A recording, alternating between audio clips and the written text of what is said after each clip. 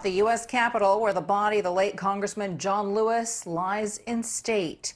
The civil rights icon is the first black lawmaker to ever lie in state in the Capitol Rotunda. CBS reporter Natalie Brand joining us now live with how Washington is honoring his legacy. Natalie? And Veronica, this hour, the public viewing line is what you see behind me in the distance. Congressman Lewis is at the top of the steps, lying in state there to allow people to pay their respects safely amid the pandemic. Earlier, congressional colleagues paid tribute. House Speaker Nancy Pelosi delivered a eulogy saying Lewis was beloved and revered on both sides of the aisle, both sides of the Capitol. Members of the U.S. military carried the flag-draped coffin of the late Congressman John Lewis from plane to hearse before he began his final journey through Washington. The motorcade carrying his body passed the Lincoln Memorial, where Lewis was the youngest speaker at the 1963 March on Washington.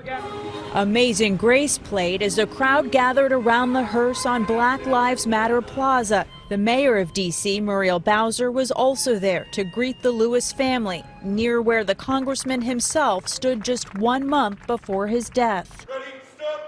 Then he made his ascent to the Capitol.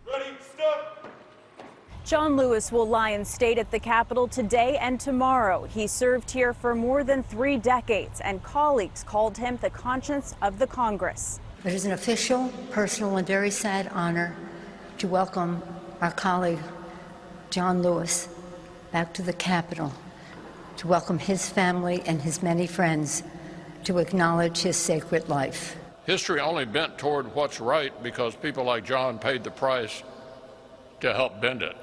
Be courageous. A recording of one of Lewis's speeches received a standing ovation during the welcome ceremony. Thursday, his body will be flown to Atlanta for a funeral service at the historical Ebenezer Baptist Church.